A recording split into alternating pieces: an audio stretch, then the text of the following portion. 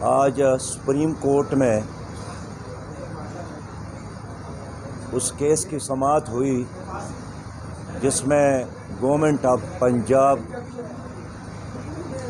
اور بنام مبارک احمد ثانی کے نام سے ایک قادیانی کا کیس چل رہا ہے۔ اس میں سپریم کورٹ نے ایک فیصلہ دیا تھا۔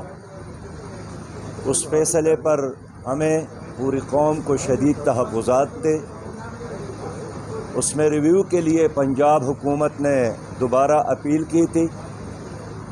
جماعت اسلامی نے بھی اس میں فریق بننے کا فیصلہ کیا تھا۔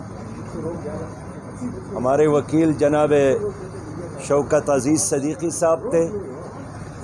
آج انہوں نے اپنے دلائل پیش کیے۔ سپریم کورٹ نے ہمیں فریق